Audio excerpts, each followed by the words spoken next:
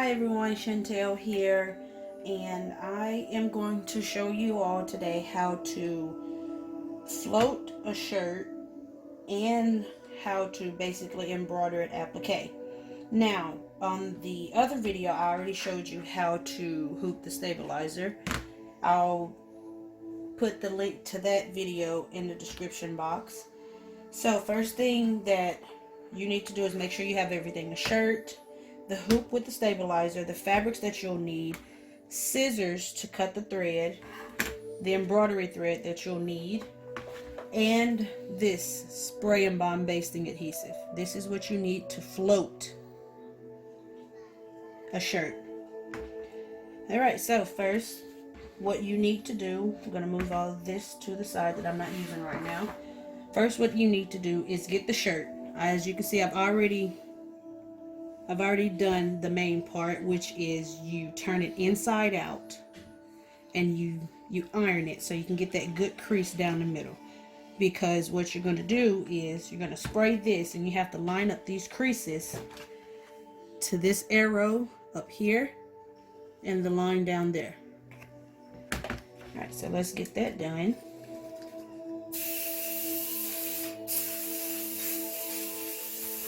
Try not to spray all of this right here because it'll stick to the shirt.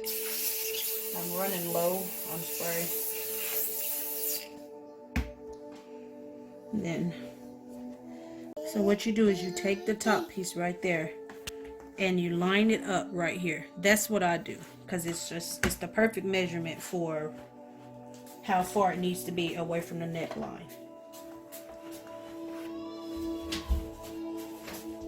Now, you see that crease right there. So all you have to do is just really feel to try to get it measured up to that part. Hopefully you can see it. The crease lining up to the line.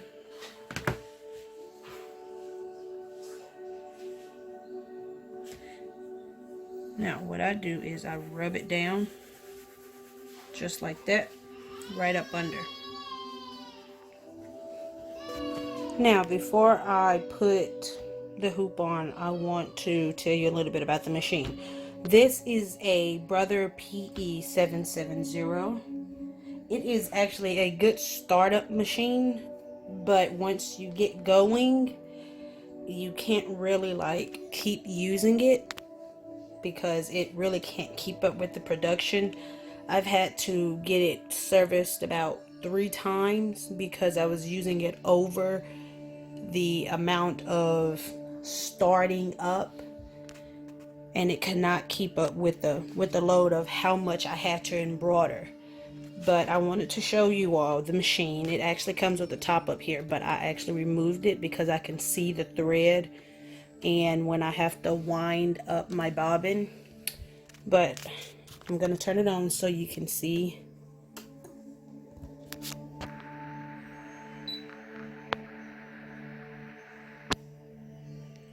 You see it says please touch the display.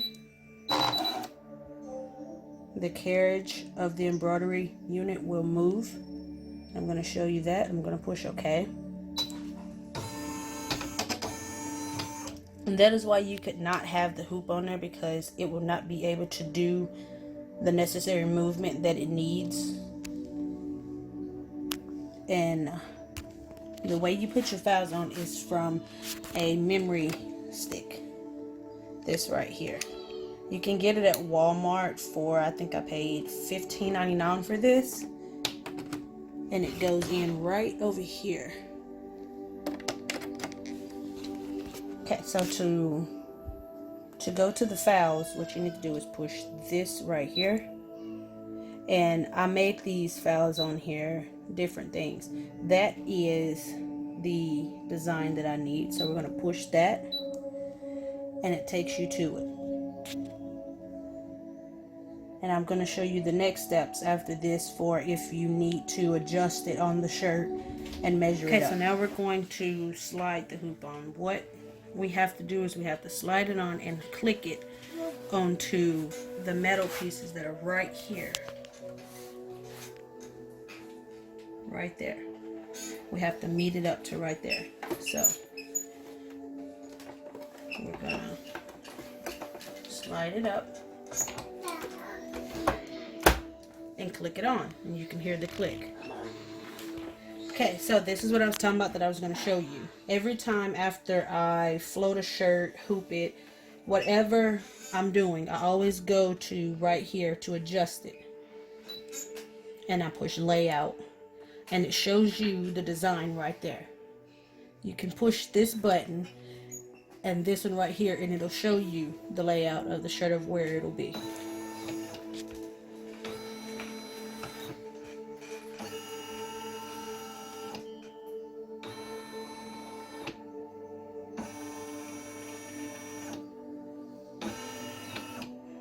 Okay, so we saw that. Now I like to get close and check and see if it measures up with the line that I ironed in. And it is actually, it's actually kind of exactly on it. This is the first time that has happened. Okay, so we're going to move it just a tad. Now, I'm going to check the top up here. This is the reason why I push the neckline right there, because I measure about 2 to 3 fingers away, and I feel like that is a good enough space. And it always embroiders like a little bit above that mark of where it's going. Well, a little bit below, excuse me. Alright, so it's good. Now, the first thing that'll be embroidered is the number 2, which I'm going to do in this pink and white polka dot. So what you do is you take your embroidery thread, just raise the pressure foot, you slide it on to here. Now this thread is actually my backup thread. I got it from Walmart. They're $3.47. I don't usually use this because, well, I mean, it's fine to use, but if you want good high quality thread, I suggest you buy the Robinson Anton. I mean, they're a little expensive, about $5.99 per roll, but the quality of it, once it's embroidered and it shows, it's really good. I actually started out with embroidered, and I'll slide this over here so you can see it. And it was, all of this was full. This is a great startup. You can get this on Amazon for about $60.99. You can get all of this embroidery thread. The Robinson Anton thread is actually $200 for 50 rows. So you can see the price difference. But once you get going, I mean, you know, you'll be able to spend that. I mean, you'll make it back like really quickly. So what you do is you follow the numbers. It's 1, you go down 2, take it up and go around, 3, take it down and go up, and 4. It shows you how you do everything. And then you take it down and slide it right down there. It's actually a automatic threader that's right here, but I actually thread it myself because sometimes it sticks. Like I said, it's a good startup machine, but it's not good to constantly keep using to embroider because it actually gives out sometimes. Sometimes it works good, other times it just wants to be a pain. Okay, so we thread that, put it through. Now, this is what you do. You push the shirt up. Push it all the way up.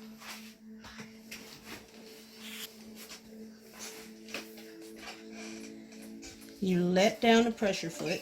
And this is what I always do before, like, I really begin, because I don't want to catch the shirt. I push the green button. Okay, the tack down is done. So we're going to remove it. And I didn't show you. The way you remove it is there's this lever right here, so you push it and pull up. So as you can see, it's stitched out. So what we're going to do now is you have to cut it. Get some good sharp scissors. I'm using these for this video because the other ones that I normally use, they are really sharp, and I just want to show you all some quick basics of it. I don't want you to get those $20 scissors the first time you start and you end up cutting a hole in it and be like, oh my goodness, Chantel, she told me to get these scissors and I ripped a complete hole in the item. So just get some you know, some small enough scissors. What you do is try to cut close to the thread, but make sure you do not cut the thread. If you cut the thread, then all that part of the fabric will come up.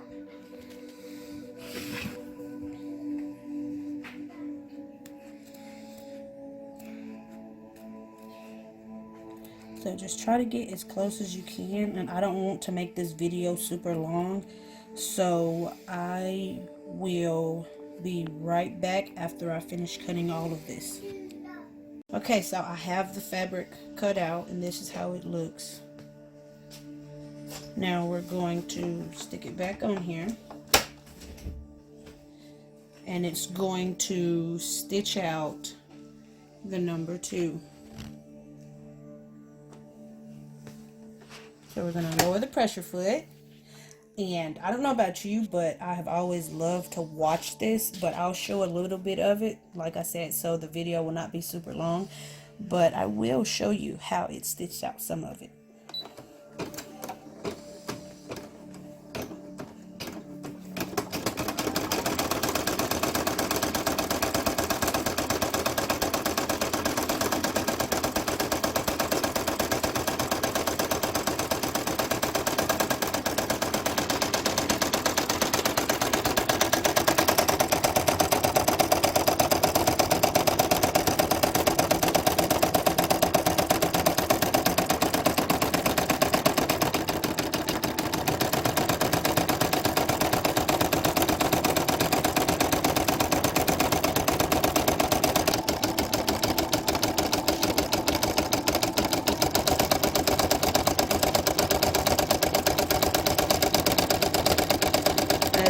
See that white that's right there, that is actually the bobbin thread that is coming up a little bit. That is the reason why I said that this is a good startup machine, but it is not good to constantly keep using to keep embroidering for a while, and this is actually what happens sometimes. Alright, so I'm going to go ahead and let this stitch back out, and I will be right back to go to the next step, which is the Minnie Mouse head. Okay, so the bobbin thread actually ran out, which I'm happy that it did. That is the reason why I did not put a new bobbin in there, so I can show you all how to wind the bobbin thread. So this is how you get it out. This is covered up by it. You actually push this down and take it out. Give me more. And you actually stick it right on here. Now with this machine acting the way it does, I actually take this thread, and I can show you this as well.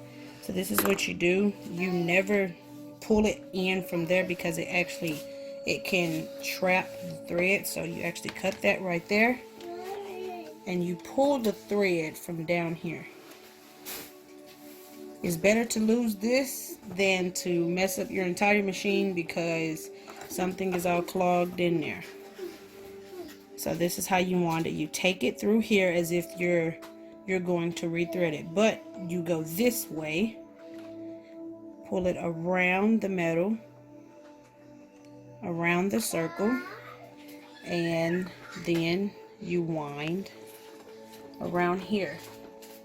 Now it actually has a notch. Excuse my light, it went out. It actually has a notch right here where you stick it in, and it actually cuts the thread, and then you push it over. Now there's a light down here, it'll turn that color, and that lets you know that that bobbin notch is pushed over. So you're going to push it, and look at what the screen says: winding bobbin thread. Okay, so I don't let it fill up too much because sometimes I have to change the color of the thread out. So you push it off and you take it right through here. You push the thread through there and it cuts it. Now you're going to keep that string and you place it inside of there. You want to make sure that it goes counterclockwise. So you're going to take the thread. There's a notch right here that you push around it. Make sure that it winds as it goes. And you just follow the lines of the route right there up to this end, which is actually a little blade that cuts the thread just like that. You're going to take this, slide it back on there, and then rethread your machine. Alright, so the machine is rethreaded. Now we can slide it back on. Remember, click it on, and you can actually hear it when it clicks. Lower the pressure foot and push the green button. And we are back in business. I'll be right back.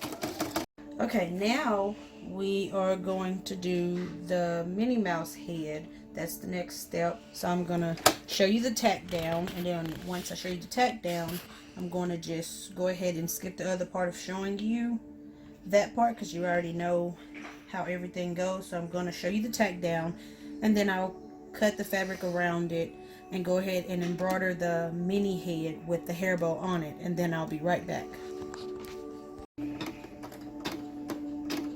And as you see, I already changed the color of the thread.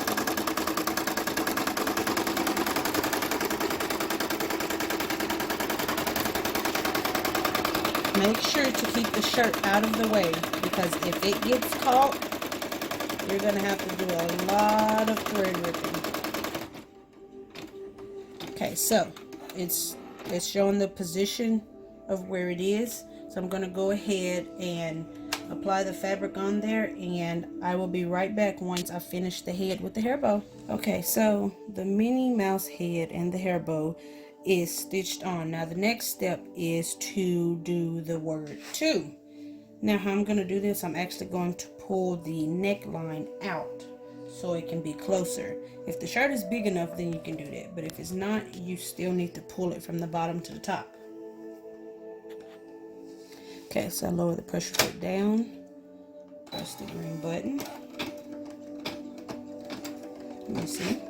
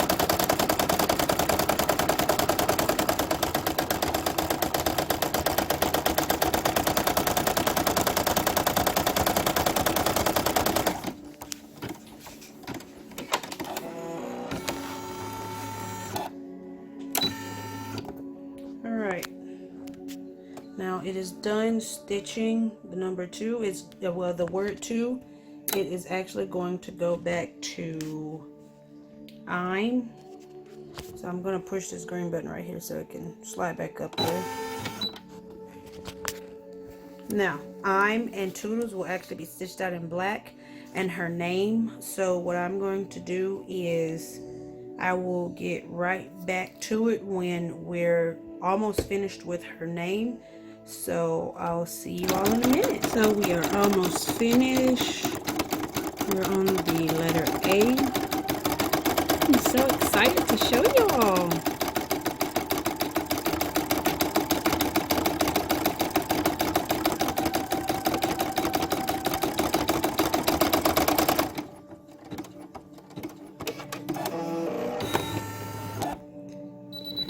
Alright, so once it's finished, that light turns red and it lets you know that it's finished sewing. So you press OK. Alright, now let's take this out of here and look at it. So we are done embroidering it. Now what I'm going to show you is how to cut it out the hoop. Some people, they go ahead and take it off, but I feel like it's easier and actually cuts closer to the design. So you basically grab the shirt, don't want to wrinkle it up, poke a hole right through the back, and you cut around the design. Make sure you reach around, make sure that that fabric is not in the way. Now if you're not comfortable with doing this, you can always take it off the hoop and cut it, but this is just how I do it. I find it easier for me. You're going to cut around it. While you're doing it, make sure you are not cutting that fabric. I'm not sure if you can see. My light went out again. I'm not sure if you can see the whiteness of the shirt and how it's being pushed off.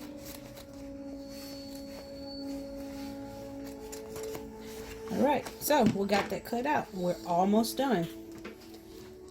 Now what we're going to have to do is we're going to have to iron this on. This is actually a sheer fusible fabric that actually protects the child's skin. Some people don't do it, but the way I taught myself, and then like a little I would say tip that someone gave me that has been embroidering a lot longer than I have. They say that this is really good. It keeps any of that irritating the child's skin. So first you're going to make it nice and neat. Well, not completely neat, but try to cut as much thread as you can so it does not look super messy back here. Okay, so my camera cut off and I did not realize it, but I was telling you all about this right here. After we cut the thread off, this is actually something good to put on the back. I showed you how to iron it on, but I'll show you again. When you're putting it, you actually press the first bits down as good as you can. Press count to 5, press count to 5, and then once it's good and ready, after it's pressed down, you can actually rub it on and get the rest of the creases or wrinkles out that ended up getting in it while you were embroidering. And this ironing actually helps for 2 reasons. One reason is for this sheer fabric to protect the child's skin, and just in case it's itchy to them. Then another one is a tip that I'll give you later on if you keep, following, and I can teach you more about embroidering and what I know. Now let's look at this design.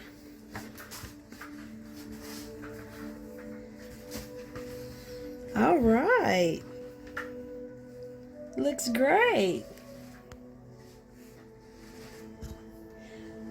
Now this is actually a full outfit that I'm going to have to do. I'm going to have to do a hair bow, which I'll show you all how to make a hair bow, and I have to put ruffles on the sleeves and the bottom of a pair of pants that goes with this. So hopefully you stay tuned to that video as well. Like always, thank you all for watching. I hope this helped someone, and have a really good day.